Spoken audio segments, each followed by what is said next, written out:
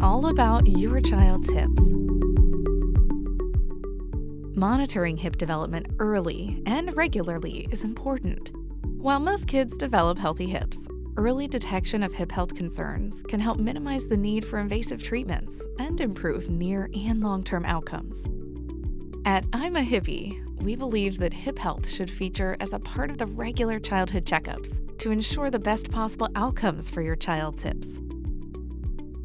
The hip joint is a ball and socket joint that consists of the femoral head, which is the ball, and the acetabulum, which is the socket.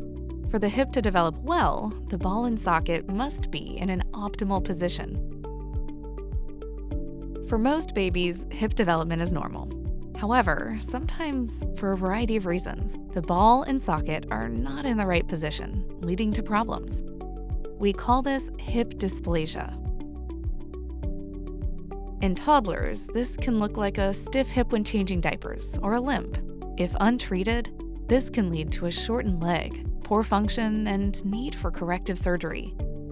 There are also other conditions that may affect a child's hip. Legg-Calvé-Perthes disease, or Perthes, is a rare childhood hip condition, usually seen in children 4 to 10 years old. Perthes occurs when blood supply to the femoral head is temporarily disrupted. Without sufficient blood supply, the bone cells die, and the femoral head weakens and can fragment or become misshapen. Over time, blood supply is restored and bone begins to grow back and heal. However, the femoral head often remains misshapen and leads to ongoing hip pain, early onset hip osteoarthritis, or necessitate the need for a hip replacement. Slipped capital femoral epiphysis, also known as SCFE, is most common in teenagers and occurs when the femoral head slips backwards off the neck of the femur and can result in pain, stiffness, and instability. This condition can happen suddenly as the result of a fall, or more often, it can develop gradually over time.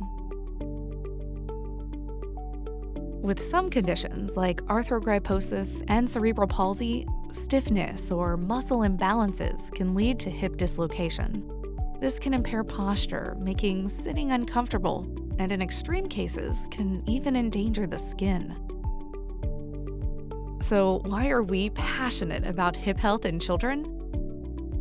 We want to make hip health a priority during health checks to ensure your child can live a pain-free and active life. Be informed.